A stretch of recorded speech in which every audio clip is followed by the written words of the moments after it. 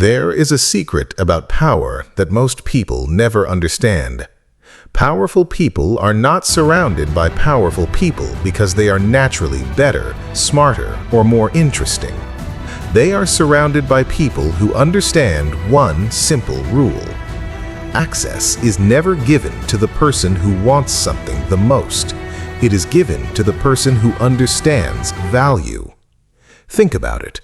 You walk into a room filled with executives, politicians, celebrities, investors, entrepreneurs, and people who can completely change your future. Most people immediately start thinking, how can I impress them? How can I get their attention? How can I make them like me? That is exactly where they lose, because the powerful person has already seen this behavior 1,000 times. They can smell desperation before you finish your first sentence. Niccolo Machiavelli understood something about human nature centuries ago. People rarely move because of what you want. They move because of what they want. And once you understand that, networking stops being about meeting people. It becomes a study of human psychology. So today, we're going into Machiavelli's darker side of social climbing. 13 laws for getting closer to powerful people, without begging for attention, without pretending to be someone you're not, and without looking like you're trying to use them. Because here's the first law, and almost everyone breaks it. Law 1. Never chase status. The fastest way to lose power in a room is to show everyone that you're impressed by power. When you meet someone important, don't suddenly become smaller. Don't change your personality. Don't start laughing at jokes that aren't funny. Don't start complimenting everything they say. And don't treat them like they're standing on a higher floor of humanity. Why? Because status is psychological. The moment you communicate, "You are above me," you have already created a hierarchy, and you've placed yourself underneath it. Powerful people don't necessarily want worshipers.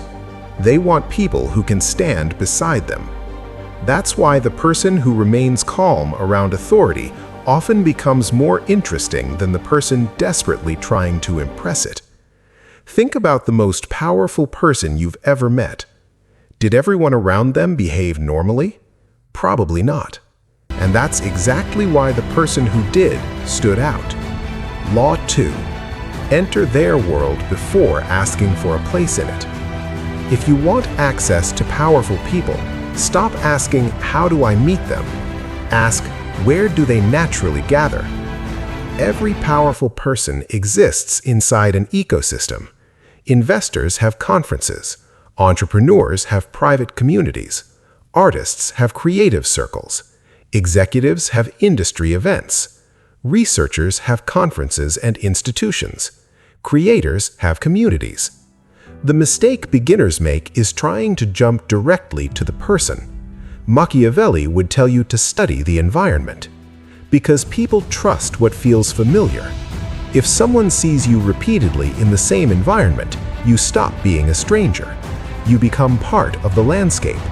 And once you become familiar, the psychological barrier begins to disappear. You don't force your way into the castle. You become someone who naturally belongs near the castle. Law 3. Never ask for value before you create it. This is where most networking becomes pathetic. Can you help me? Can you introduce me? Can you give me a job? Can you promote my business? Can you invest in my idea? The powerful person hears one thing: what can you do for me? Instead, reverse the equation. Ask yourself, what can I bring to this person? Maybe it's information. Maybe it's an introduction. Maybe it's a useful skill. Maybe it's a solution. Maybe it's access to someone they need. Maybe it's simply an insight they haven't considered. You don't need to be rich to provide value. You need to be useful. And usefulness is one of the oldest currencies in human relationships. Law 4. Make them curious about you. Never reveal your entire story in the first conversation. This is not about playing games. It's about understanding curiosity. When someone knows everything about you immediately, there is nothing left to discover. But when you reveal just enough, their mind begins filling in the gaps. Who is this person? What do they do? How did they get here? Why do they know that? What's their story? Curiosity creates psychological momentum, and psychological momentum creates another conversation. Another conversation creates familiarity, and familiarity creates trust. So don't turn your first meeting into an autobiography. Leave a door slightly open. Let them want to know what's behind it. Law 5. Listen like you have nothing to prove. One of the most powerful social skills is also one of the least glamorous: listening. Most people don't listen. They're waiting for their turn to speak, waiting to tell their story, waiting to prove they're intelligent, waiting to mention who they know. But powerful people meet hundreds of people who want to impress them. Very few make them feel genuinely heard. So when you meet someone powerful, don't interrogate them, don't flatter them, study them. Ask questions that make them think. What changed the way you see your industry? What mistake taught you the most? What do people misunderstand about your business? Now something interesting happens. You're no longer trying to impress them. You're giving them something they rarely receive: space to reveal themselves. And people remember the person who made them feel interesting. Law 6. Never look too available. There is a difference between being interested and being desperate.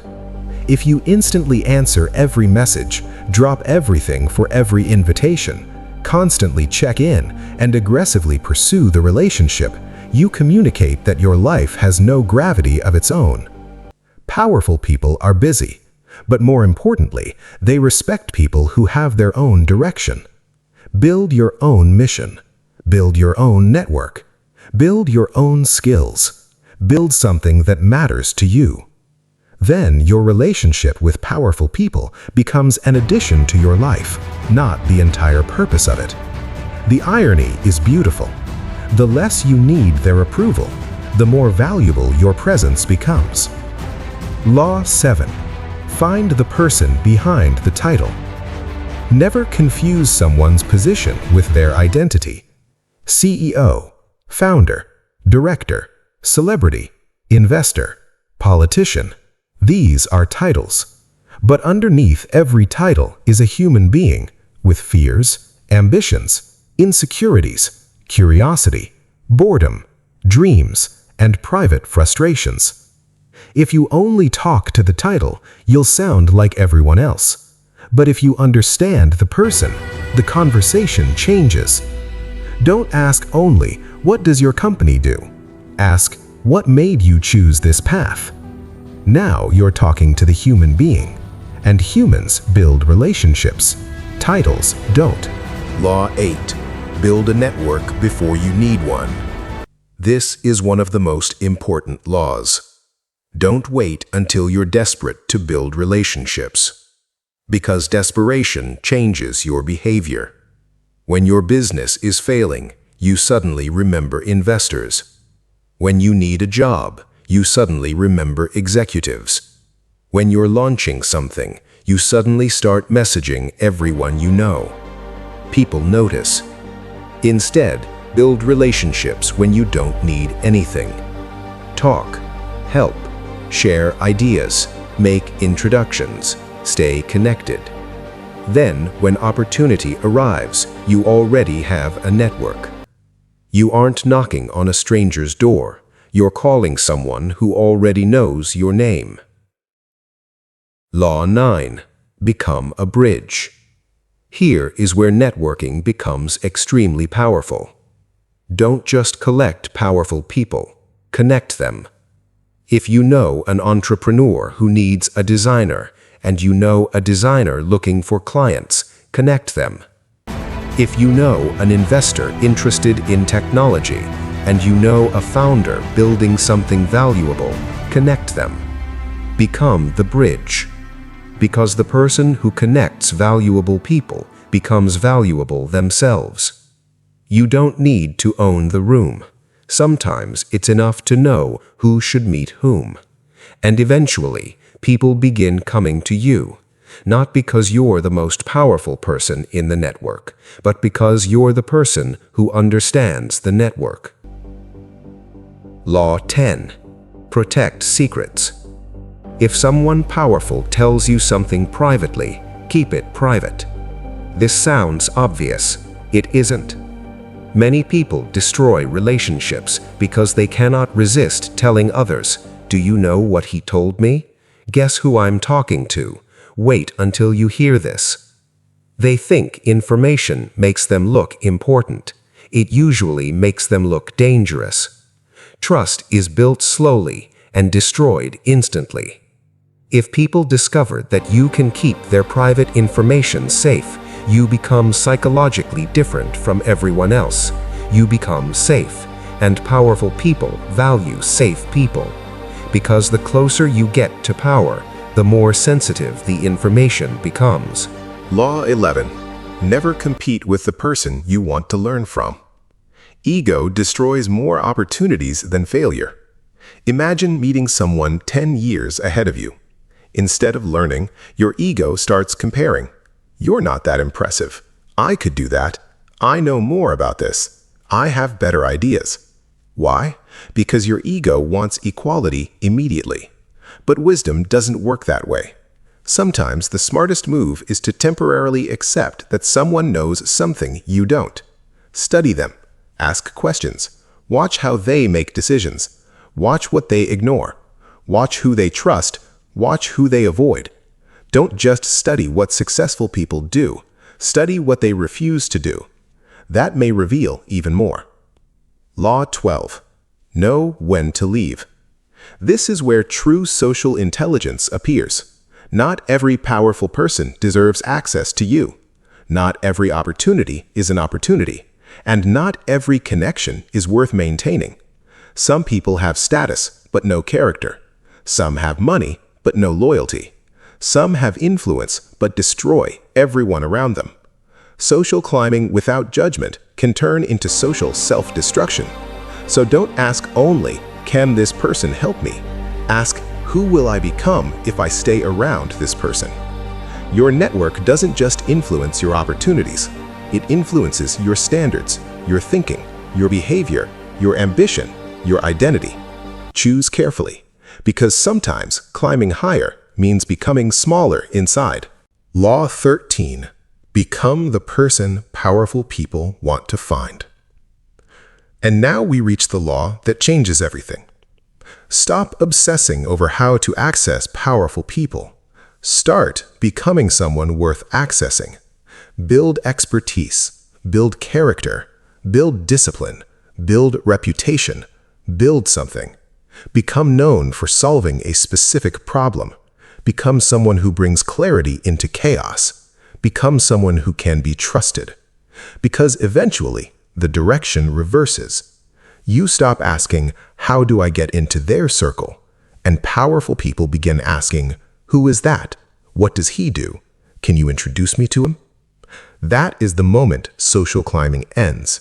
Because you are no longer climbing someone else's ladder, you have built your own. The final lesson. Machiavelli understood power, but there is something modern society often gets wrong about. Law 13. Become the person powerful people want to find. And now we reach the law that changes everything. Stop obsessing over how to access powerful people. Start becoming someone worth accessing. Build expertise, build character, build discipline, build reputation, build something. Become known for solving a specific problem. Become someone who brings clarity into chaos. Become someone who can be trusted. Because eventually, the direction reverses. You stop asking, "How do I get into their circle?" And powerful people begin asking, "Who is that? What does he do? Can you introduce me to him?" That is the moment social climbing ends. because you are no longer climbing someone else's ladder. You have built your own. The final lesson. Machiavelli understood power, but there is something modern society often gets wrong about him. Power isn't simply about manipulating people. It's about understanding incentives, understanding perception, understanding human nature, understanding that every relationship contains an exchange of value. And if you want to move closer to powerful people, don't become their servant, don't become their fan, don't become their parasite. Become an asset, become useful, become interesting, become trustworthy. And most importantly, build your own power. Because the ultimate goal isn't to sit at someone else's table, it's to become someone who can build the table. And one day, when the room is filled with people trying to reach you, you'll finally understand the game. The powerful don't chase power, they create gravity, and everyone else moves toward them.